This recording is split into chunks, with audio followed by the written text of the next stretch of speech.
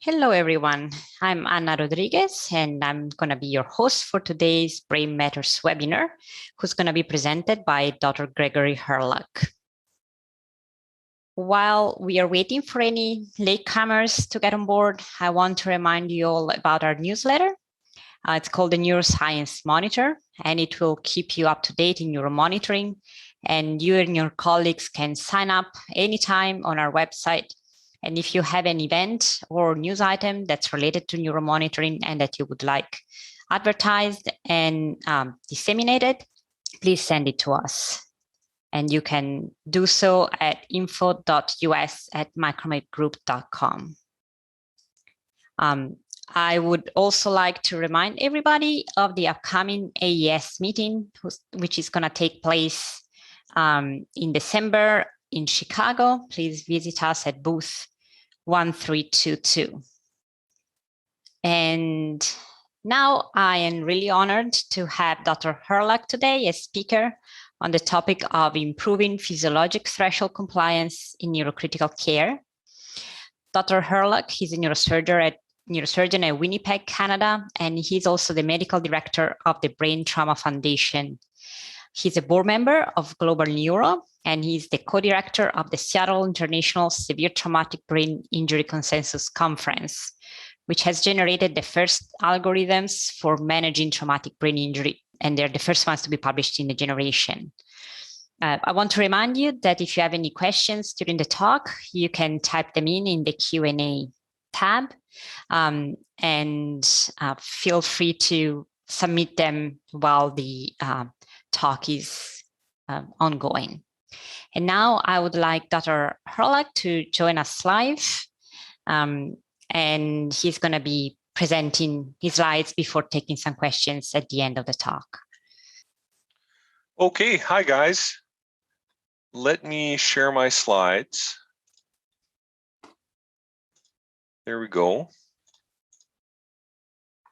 Okay. Let's do this. There we go. Is that projecting okay, everyone? I can see it. Yes. Thank you. Okay.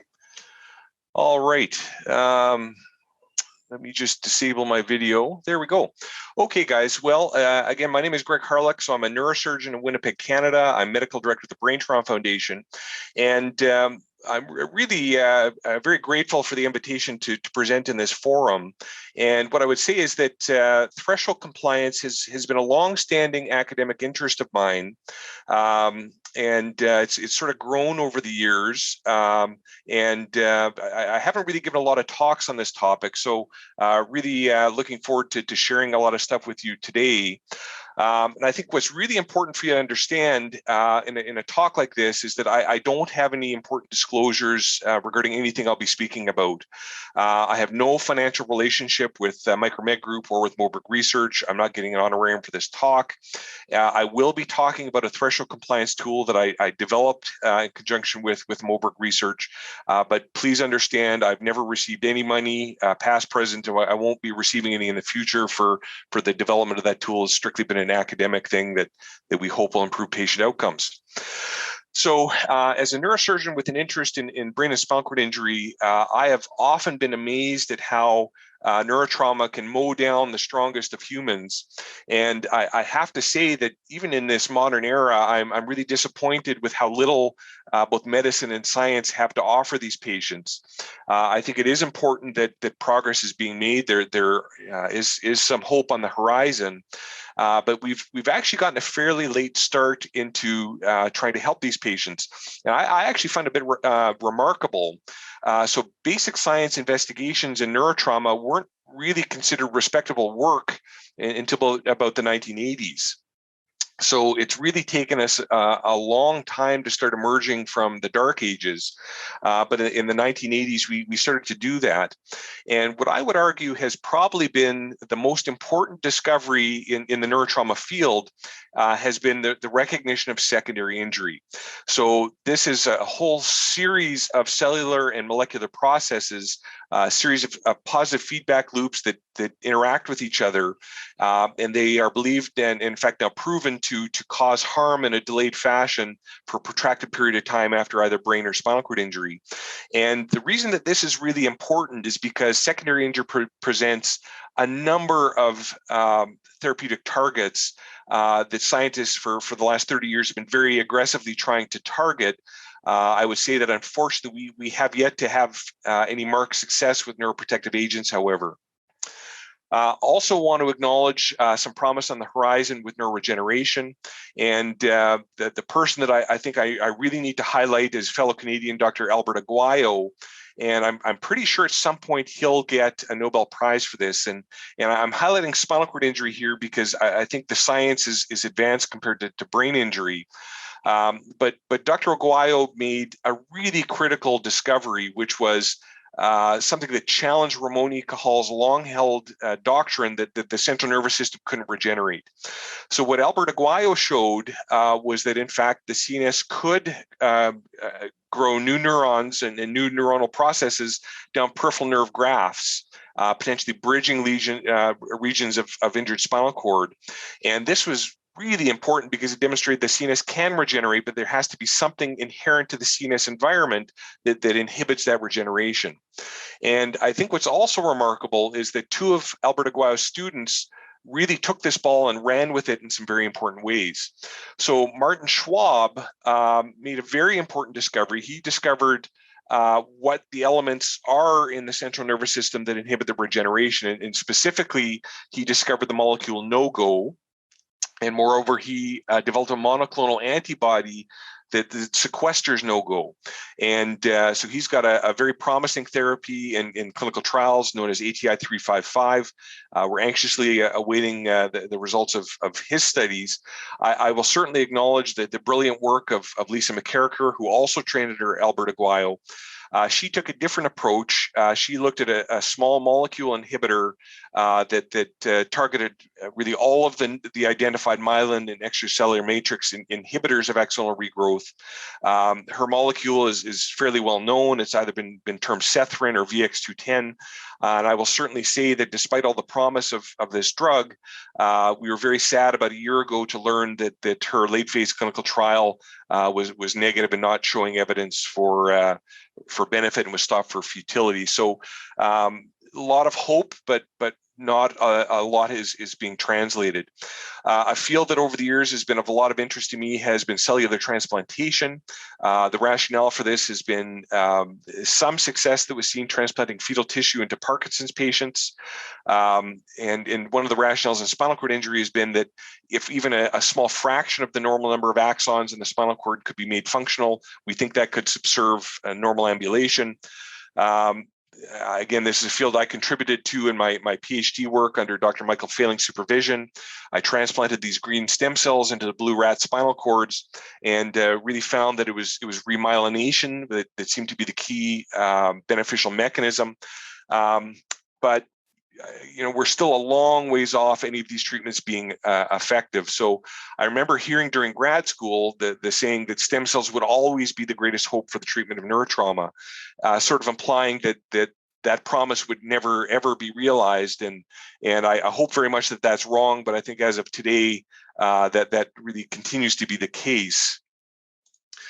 And I think that despite the failure to recognize basic science advances that are really changing things for patients, I think it is important to recognize that neurotrauma outcomes are improving, but that's not because of targeted treatments, it's because of improvements in supportive care. And I think a lot of these supportive care doctrines and practices are now entrenched in clinical practice guidelines, which arguably have been the biggest game changer in the treatment of neurotrauma patients, perhaps ever. We have them not only for head injury, but also for spinal cord injury starting back in 2002. And I want to present, this is head injury data. It's a little bit dated now, but you can see pretty clearly this improvement in patient outcomes over time. So if you go back and look at the major TBI clinical trials, you look at the mortality in the placebo groups in those studies, you can see a pretty convincing downward trend in mortality over time. And if we look at head injury at Medical College of Virginia, same downward trend over the same time period. So I think we're certainly making headway. We're seeing similar trends in spinal cord injury. But we still have a ways to go. And in terms of these non-operative strategies, I think until we have better new agents, I think it's really incumbent upon clinicians and researchers to try to optimize these non-operative strategies that seem to be having a benefit. And unfortunately, there's not a long list of things that we can do. So I will touch briefly on steroids for spinal cord injury. I think aggressive ventilatory management, early intubation and ventilation has been very beneficial both in head injury and spinal cord injury. And that sort of leaves us really, I think, a big chunk of supportive care of these patients now is meeting physiologic treatment thresholds. And that the question that I'm going to ask is, might it be beneficial to try and do a better job of that? That'll really be the bulk of the talk.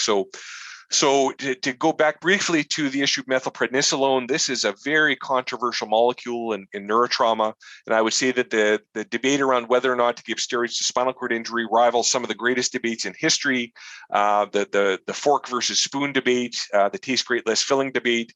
And what I would say is someone that's really been in the middle of this debate in the academics. I've trained under John Hurlburt and under Michael Failings.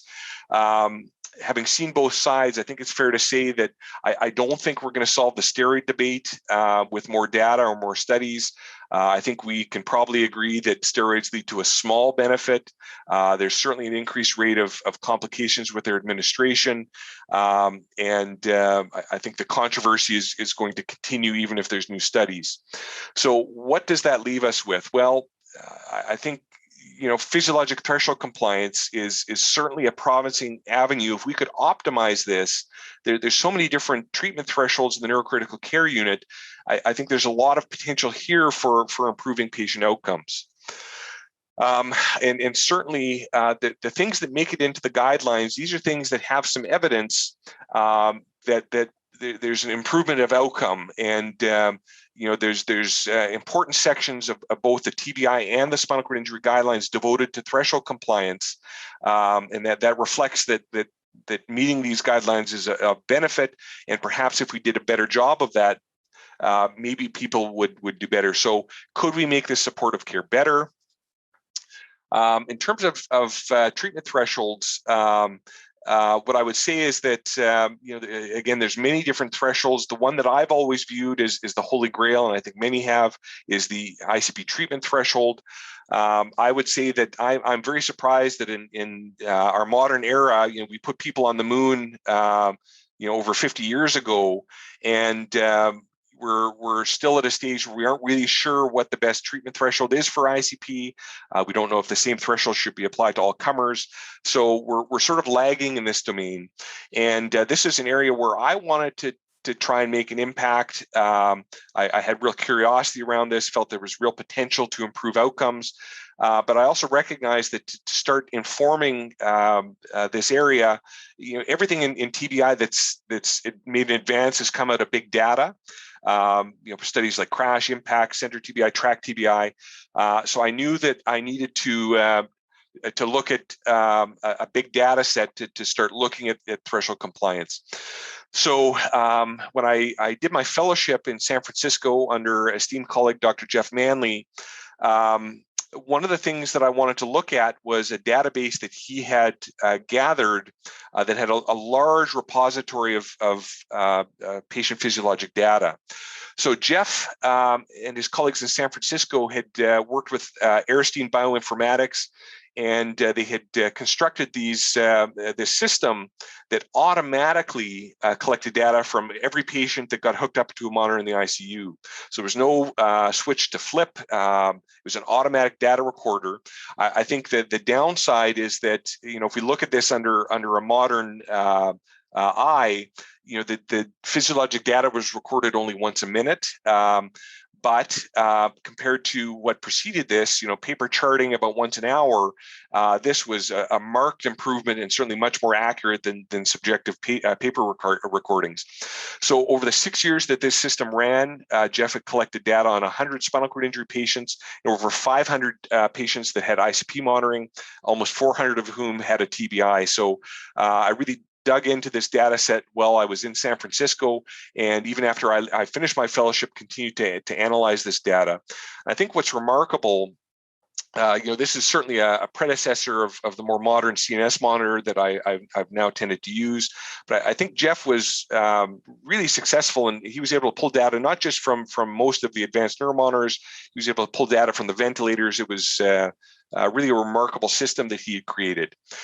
So one of the first things that I wanted to look at, in my mind, ICP was always the holy grail, but I didn't want to start there. I wanted to sort of warm up, and I wanted to start with what I thought was a simpler problem, which was the blood pressure threshold for spinal cord injury. So here's the first guideline back in 2002, and this is sort of a two-part recommendation. So what it's telling people to do is to actually raise the blood pressure up to a MAP of 85 or 90. Over 90% of patients need to be on a pressor to achieve that target. So we're really telling people to raise the blood pressure.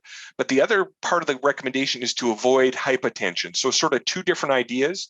And I'm going to show you some evidence that suggests that both of those are important, but probably avoiding hypotension is probably the bigger issue. What's I think very interesting, so in 2013 when they updated that guideline, really no change, still those same two tenets of this recommendation. And when you go and read the guidelines chapter, it's sort of remarkable, and when you think about the fact that blood pressure targeting in spinal cord injury has become a standard of care, it's not actually based on a large amount of good data. And I wanted to see if I could try and bring a bit more data to the table. At the end of the day, this practice is extremely costly, and these are 10-year-old monetary figures. So, but 10 years ago, the projection was that to keep all of the spinal cord injuries in America in the ICU for 7 days is probably at a cost of $350 million. So is that really justified? So also wanted to ask some more basic questions. Does MAP correlate with outcome from spinal cord injury?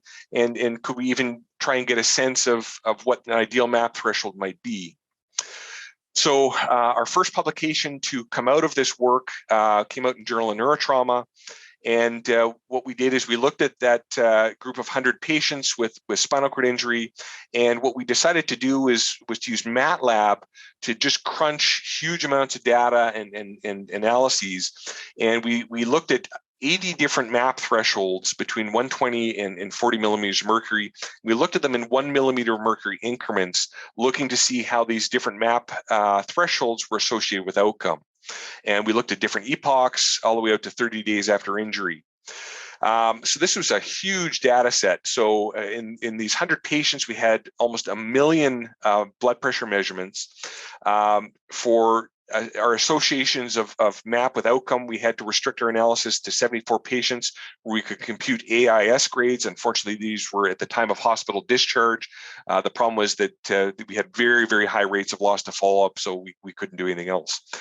But this is really what we found. So it didn't matter how we looked at this data in the spinal cord injury patients. And I want to be clear that Jeff Manley runs a tight ship in San Francisco. They're very compliant with all of the published treatment thresholds in the literature and entrenched in the guidelines. It didn't matter when we looked, 1/3 of the blood pressure values were always out of range. And to be honest, that probably reflects the difficulty and the challenge inherent in fighting physiology and fighting homeostasis.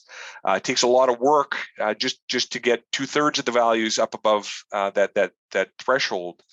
But as you can see, it didn't matter when we looked. Very robustly, 1/3 of the values fell below the treatment threshold in these patients. And in San Francisco, they would maintain their MAP thresholds for 5 days. So the minute they stopped maintaining the MAP thresholds, half of the values were below outcome. So that to me was really remarkable. And this is exactly the place where I started to recognize that there was therapeutic potential in potentially trying to keep fewer of these MAP values out of range or out of an unacceptable range. So for a lot of the analyses that I'll show you, what we did is we separated patients into different outcome groups, people that didn't improve 1 AS grade or more than 1 AS grade. And what we did first off was we looked at average MAP values. I also want to highlight that where I'm showing dotted lines, we've excluded patients with complete spinal cord injuries because they have a bit of a plateau effect. So the moral of this story was that average MAP values just weren't that interesting. So they didn't correlate very well with outcome. Maybe they did for the first couple of days. They did a little bit better when the complete injuries were excluded. The other thing is that with rare exceptions, all of the average MAP values were okay. So really, it doesn't seem like average values are of a lot of interest in this respect.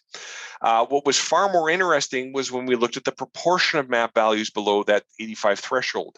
So now we saw a far better correlation of outcome groups with these MAP values. And that was especially true, once again, when we excluded the complete spinal cord injuries. So I think what the take-home message here is that it doesn't matter where your MAP values are most of the time. This data would support that if your MAP falls below the treatment threshold, even for brief periods, that seems to have an important effect and an association with outcome. Further support for the notion that better attention to these treatment thresholds may be of benefit. So a lot of the graphs that I'm going to show you in this presentation are like this. And I'll walk you through the first one in a bit of detail. So what we're doing, once again, we're showing different patient groups segregated by outcome, how much they improve neurologically. And what we're doing is we're showing in each group the proportion of values below 80 different MAP thresholds. And what I would say is if there wasn't an association between MAP and outcome, we would expect all of these lines to fall on top of each other. But where the lines are separated, where they diverge, converge, a relationship between MAP and outcome is possible. And what we noted is that if we look at the group that didn't improve, the group that improved 1 AS grade, perhaps these lines are most strongly separated around our traditional MAP threshold of 85. And we took this as evidence that perhaps this 85 millimeter of mercury threshold is appropriate. I will also say that there is another publication out there that has wondered if the benefit inherent to MAP augmentation might start at a MAP around 75, and we were able to reproduce that before we even actually were aware of that publication. So very interesting. I would say that the relationships seem a little bit more crisp when we exclude the complete injury patients.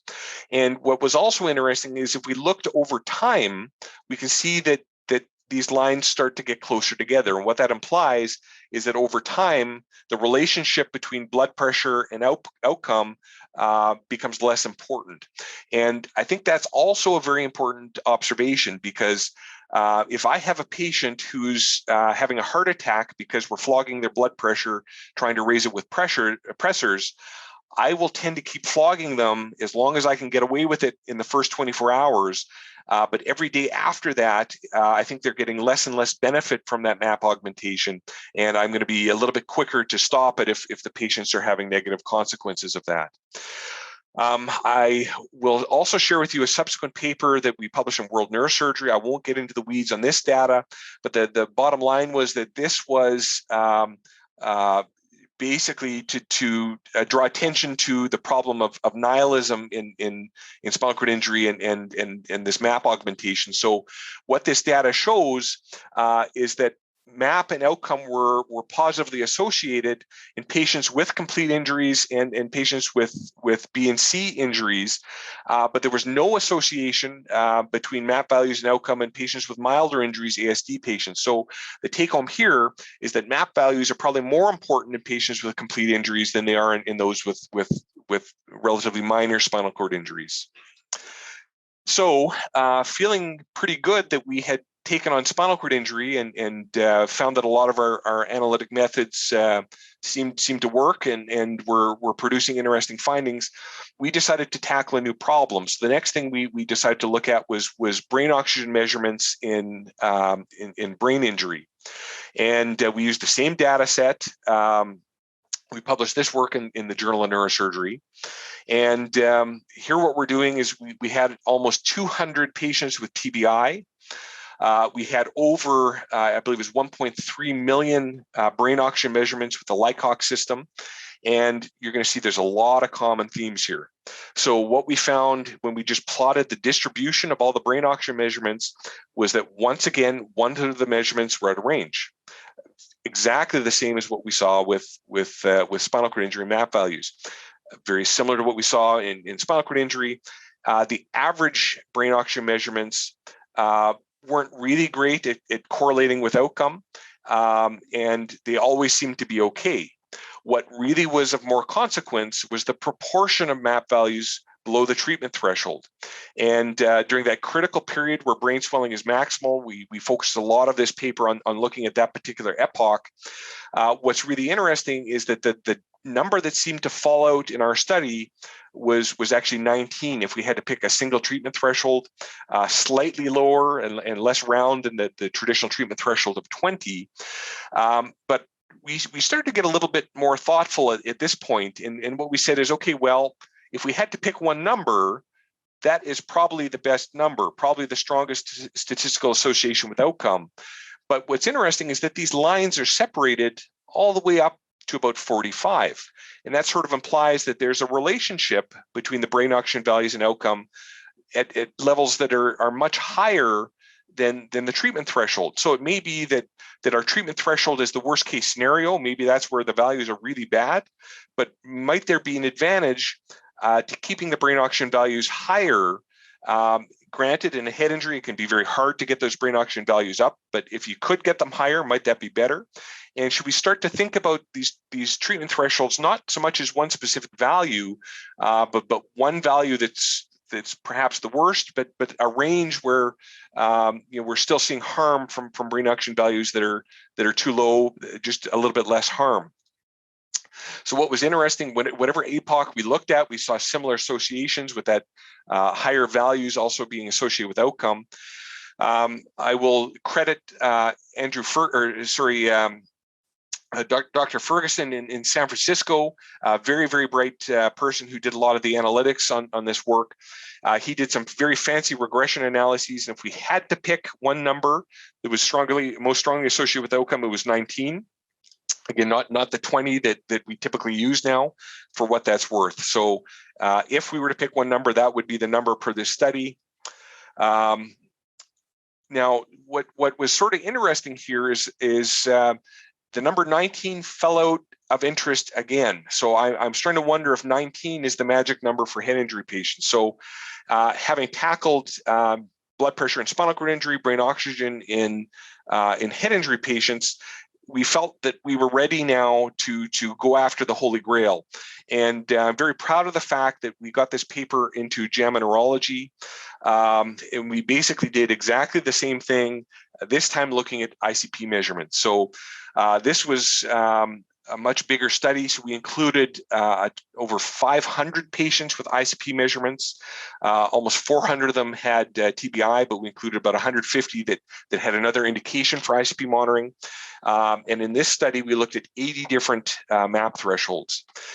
And as before, we just plotted the distribution of all the values. In this case, it was almost 3 million ICP measurements, just about every ICP measurement that came into San Francisco General Hospital over a 6-year period.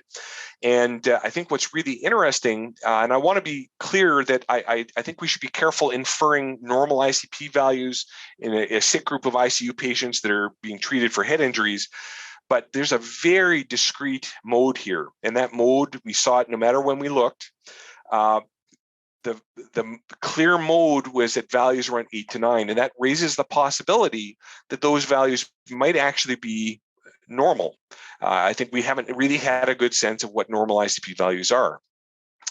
So now what I'm doing in these graphs, so all patients are shown in the dark blue line, just the head injury patients, a subgroup of all, are shown with the lighter blue dotted line. But you can see that very consistently, whenever we looked, the mode was around 8 to 9. Probably those are normal values. Once again, our mean values weren't that interesting. They were always okay. once again, what was far more interesting than our mean values was the proportion of values below threshold. So now that we've looked at these sorts of graphs a couple of times, I hope this will feel a little bit more natural to you. In these graphs, there's a really interesting finding here.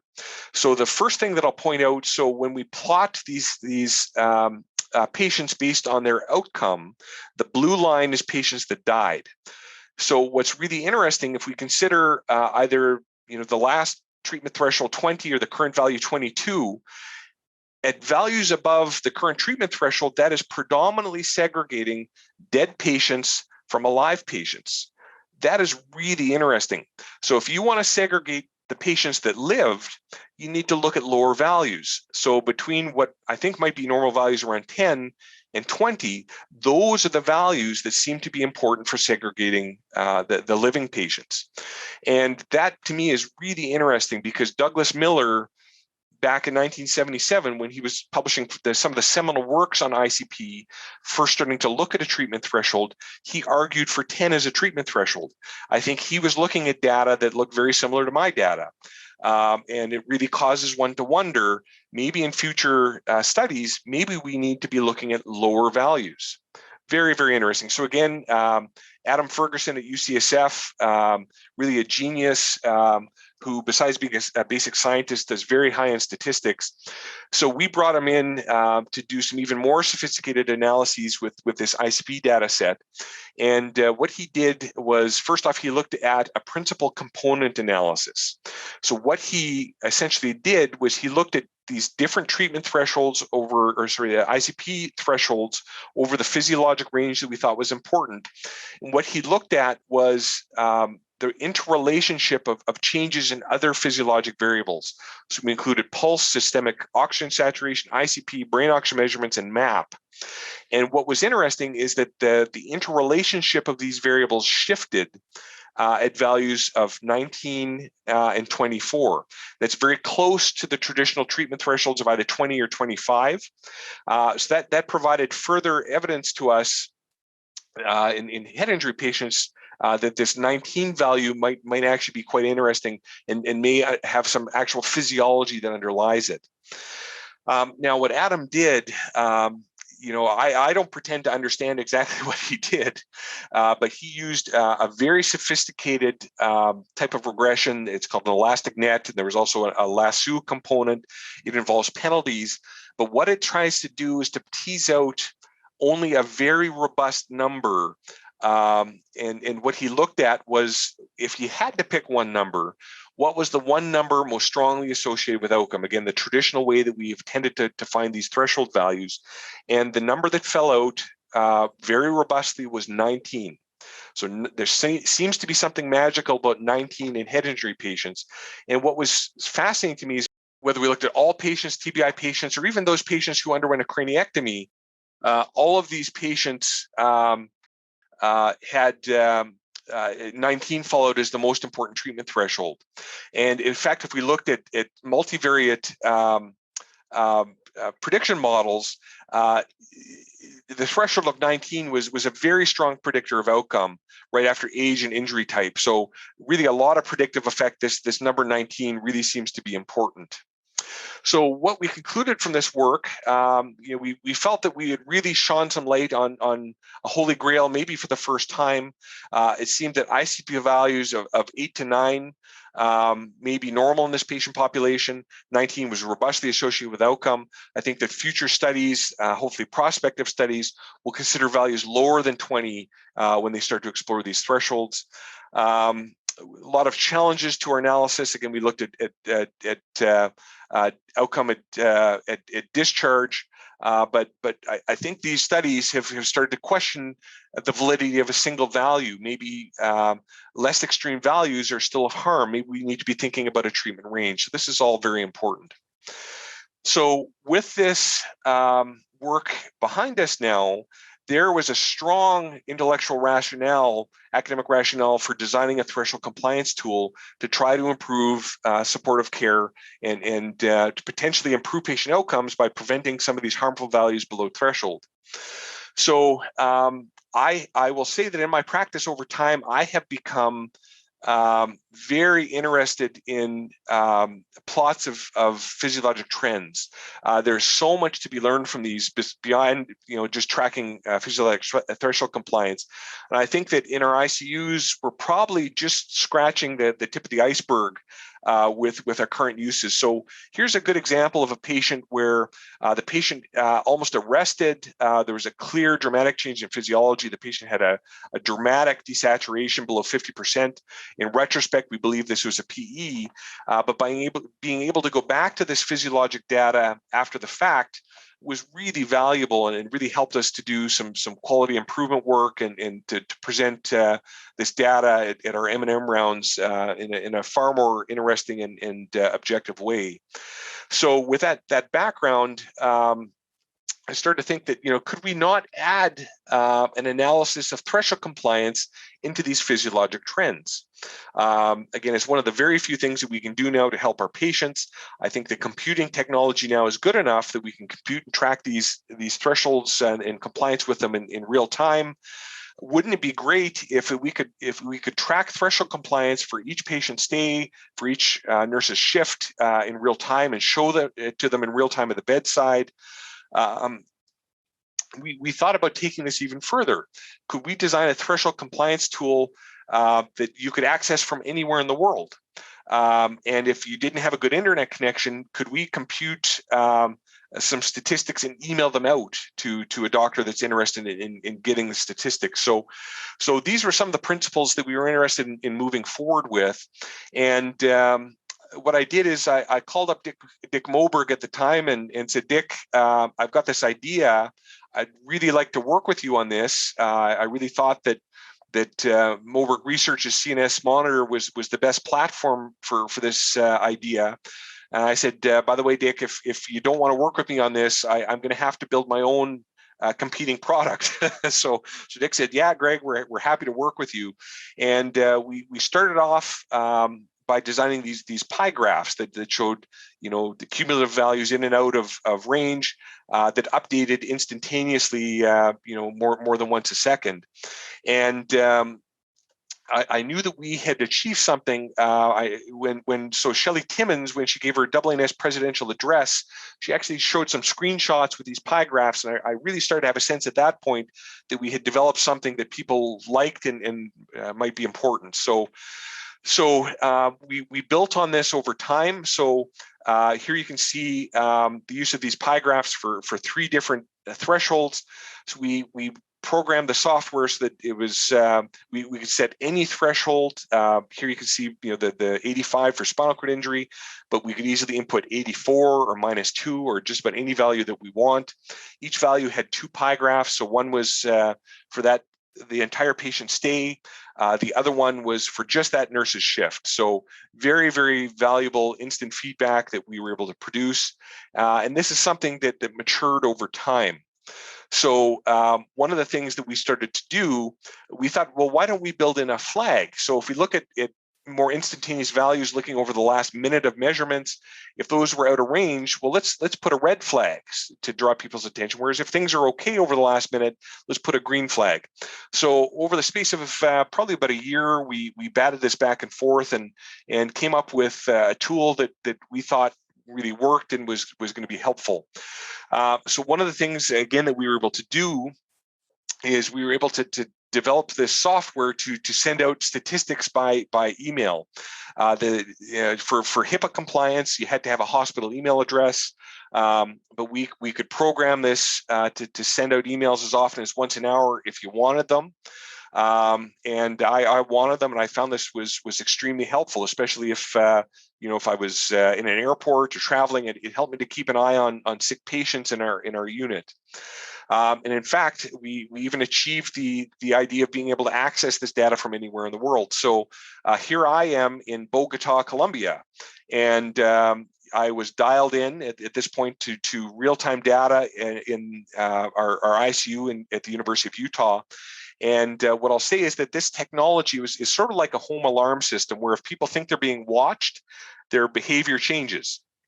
And all I had to do was call into the unit a couple of times and say, hey guys, why is that threshold so far out of range? And I could even see in Bogota that once I made the phone call, the behavior corrected very quickly. So I only have to call in a couple times from Bogota. I called in a couple times from Poland, and very quickly I didn't have to call in. People knew that these thresholds were being followed, and I really appreciate the support of the nursing staff in Utah. I think we had a real sense of wanting to do the best for the patients. And even though this added a little bit of burden to patient care, there was a lot of enthusiasm to do this. And I think I'm going to show you that I think this was worth the effort. So the next thing to do, now that we had built the tool, the next step was to test the tool. And I have to give kudos here to my former colleague, Dr. Sarah Manacho, both a neurosurgeon and neurointensivist. After I left, she took over the directorship of the unit, and she did the lion's work to really run this trial. And our paper really ended up looking at a unique data set, because what we ended up doing was we looked at 6 years worth of patient data, or 5 years of patient data. We looked retrospectively at patients. When I sort of had showed up to the unit, we started really ramping up patient recordings with the CNS monitor device. We were able to look at the period where we started to roll out this technology. And then 11 months later, when we actually started to run this randomized trial, looking at the threshold compliance tool, we could look at that epoch, but even during that period where the study was running, we could look at patients who were in the study and patients who were out of the study. So very, very interesting perspective led us to make some very interesting observations. The crux of the study, we decided to look at head injury patients. We thought that the physiologic threshold that we really wanted to start looking at was ICP, because we think it is the most entrenched.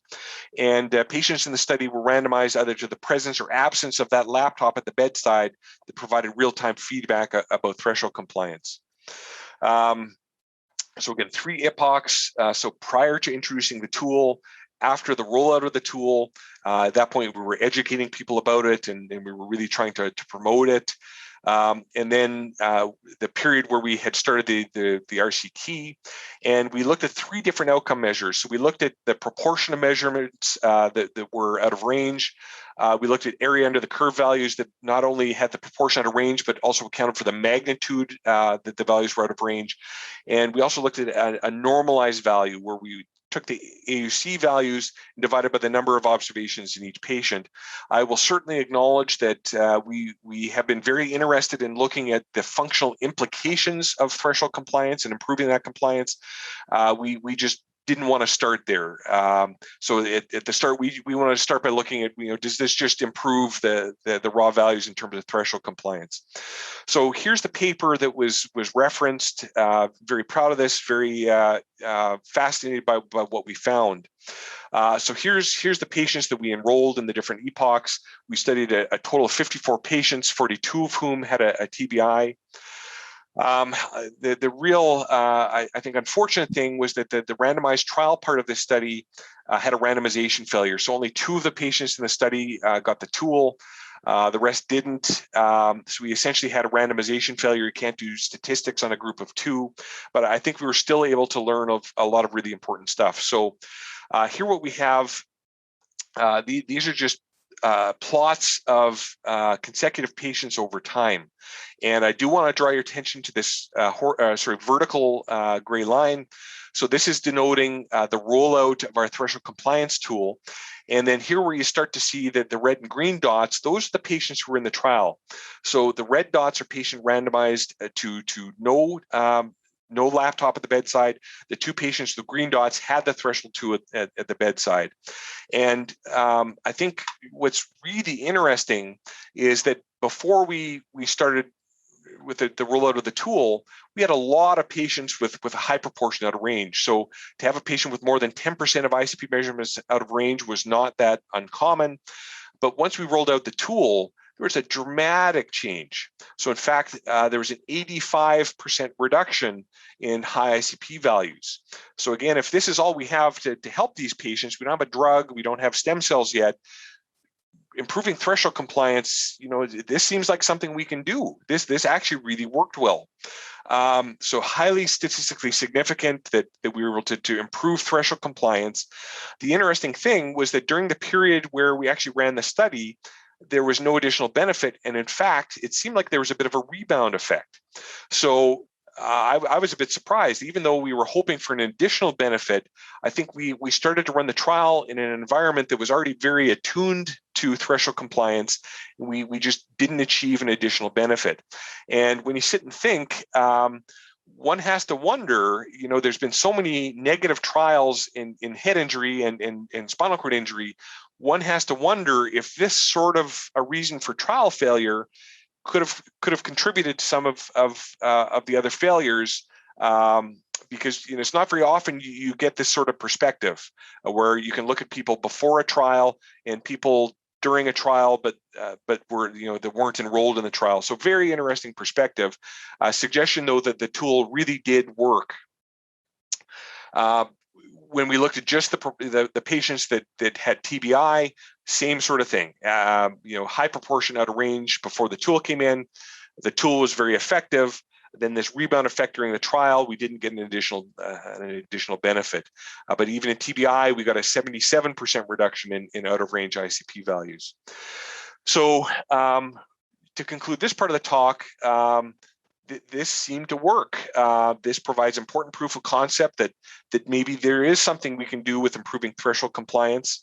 I think the next things we need to do, we need to look at other physiologic variables. We need to look at blood pressure and spinal cord injury. We need to look at brain oxygen values. Many other thresholds that we can look at. I think we need to start looking at whether or not this impacts functional outcome. But I think the other thing is that this really paves the way for more complicated analytics in the future. I always sort of pitch to Dick Moberg that just creating a simple pie graph, that's a pretty simple computation. And I think there's much more sophisticated things that we can build in with modern computing. And again, I think that our trial really provided, our study provided a really unique perspective. I think this gave us really interesting insights into why our trial failed, despite the fact that this tool really did seem to be highly effective. And I think that insight will really help us with the design of future clinical trials. I will certainly think twice about bringing or trying to start a trial looking at the effect of a technology if its use and is already entrenched and has already led to a behavior change in the unit. I think we maybe don't think enough about the environment into which we're introducing a new technology and trying to study it. So with that, that is a big body of work. This has been an enduring interest of mine throughout the early part of my career. Really want to thank Dick Moberg, Moberg Research, and Micromed Group for the collaborations on this. Again, I don't get any financial benefit from this work that I've been doing, but really hope that that this work might generate some enthusiasm, because I think there really is a possibility here. While we're waiting on stem cells and other drugs, this might be something that we actually can do that's low-hanging fruit to try and help these patients. So with that, I will end, and I am very pleased to take any questions that people might have. Thank you very much, Dr. Herlock. That was a great presentation. For anybody that joined a little late, you can type in your questions in the Q&A session, and we'll be able to pass them on to Dr. Herlock. In the meanwhile, while we wait for more questions to come in, I have a couple of my own. The first one is, you mentioned a couple of times that during your prior studies, you found 19 to be a sort of a magic number for ICP. We know that others use 20 or 22 millimeters of mercury. This is the first question is, do you think it really makes a difference to choose 19 or 20 or 22? And the other question is, how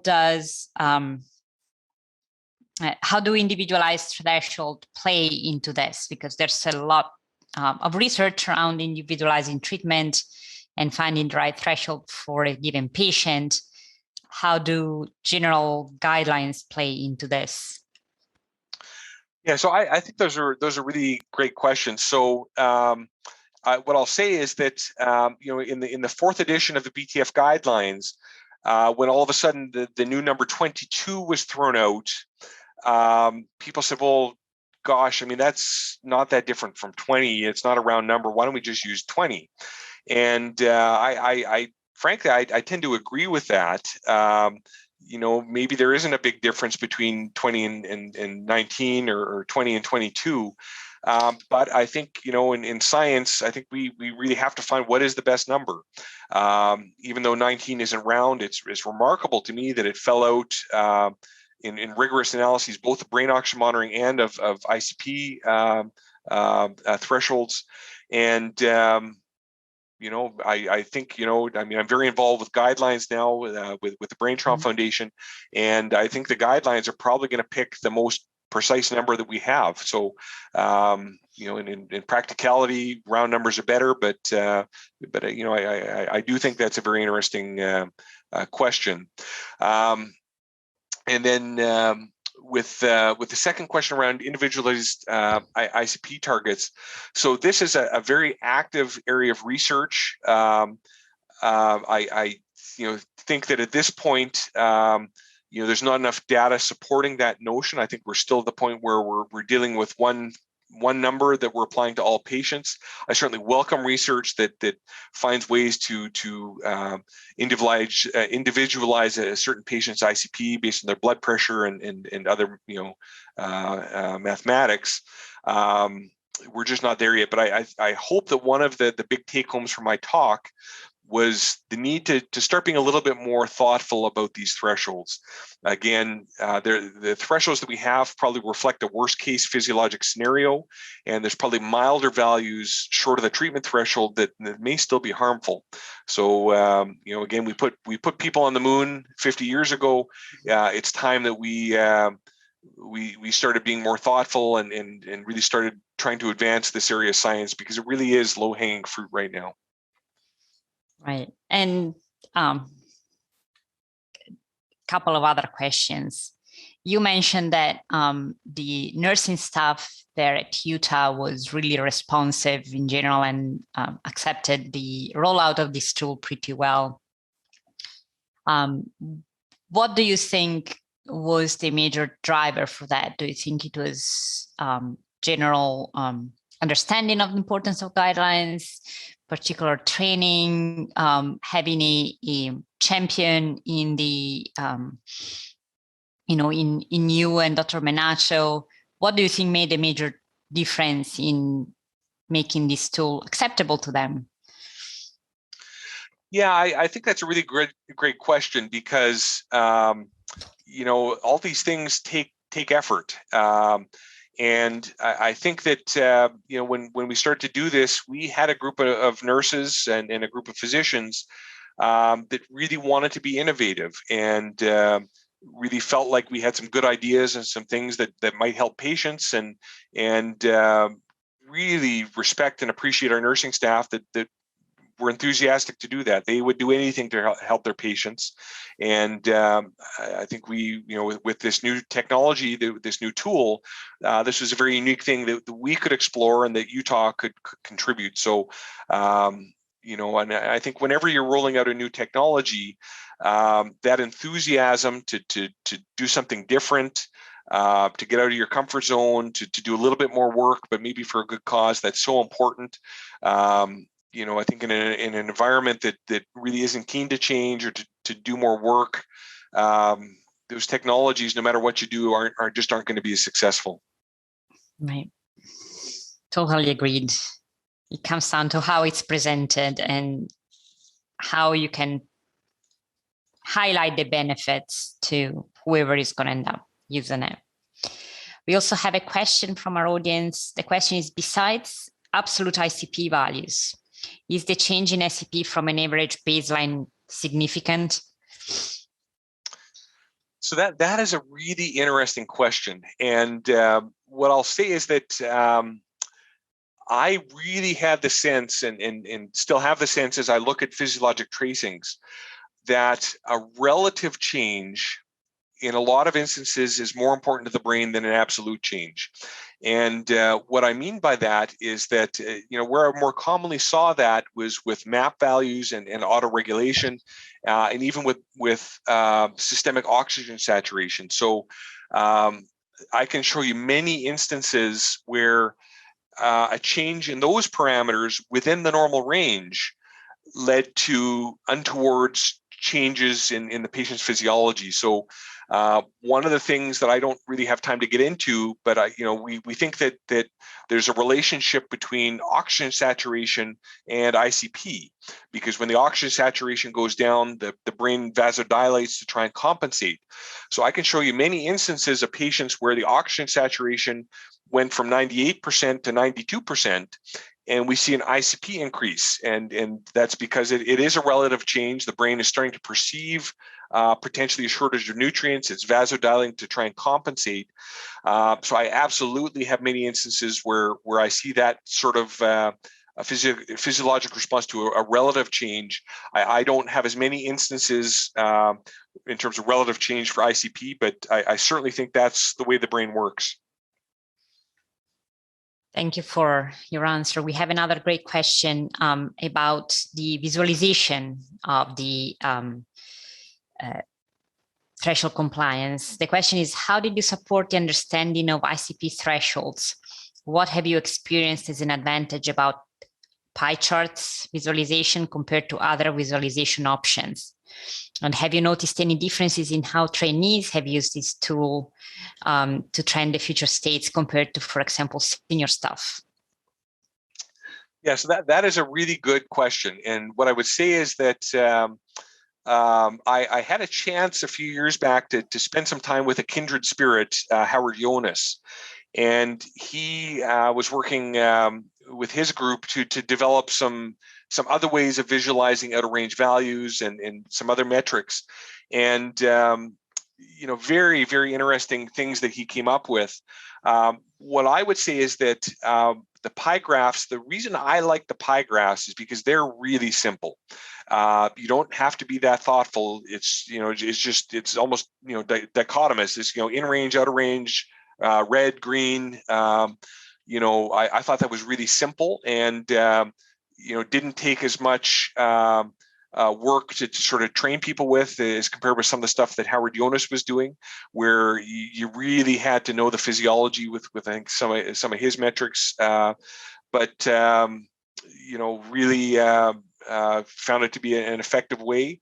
I've heard mutterings that some other visualization tools have been proposed, and I certainly welcome those. I think over time, as different people contribute to this, we're going to end up with a better and better product that's simpler and simpler. So, and along those lines, how would you like to see this type of tool evolve? What do you see them as the future of threshold compliance tools? Yeah, so what I would say is that I think this is just the tip of the iceberg. This is a very simple computation. We're just taking a numerator, dividing by a denominator, and showing it in real time with a graph. I think we're on the cusp with modern computing, with artificial intelligence. I mean, people are publishing stuff now on starting to predict ICP elevations, anticipating before they happen. I think we could even come up with more robust outcome predictions. I mean, we could look at a patient's total ICP burden over time and predict how they're going to do at the end of their phase of care based on the burden of ICP that they're seeing. So I think there's many things that could fairly easily be added into this sort of technology. But I think that really becomes the trick is that there may be some users that want all the bells and whistles and they're happy with very complex displays. A lot of users are going to want simpler things or things shown in not very complicated ways. So, it's going to be a balance, but I think there's a huge opportunity here. While waiting on the scientists to come up with new drugs, these are things that we can do. We can do this now. We can improve threshold compliance and other things. That's right. We can work on what we have now, and there's, like you said, always a very fine balance in what you offer to the user, because the user is not a monolith. There's different types of users, and they have different levels of expectations in terms of what you get to offer to them. So that always needs to be taken into consideration. You're absolutely correct. I don't see other questions from our audience at the moment. If you have any other questions, you can still type them in. If we don't get to answer them now, we can still pass them on to Dr. Herlock, who I would really like to thank. Really appreciate you taking the time to present your research and communicate your enthusiasm for what you do. It was great having you on our webinar. Thank you very much. Thanks for having me, guys. Take care. Have a good day. And for all of you, just a reminder, if you would like to be alerted about upcoming webinars or other news, feel free to subscribe to our newsletter. And you can also follow us on our website or social media. Thank you very much.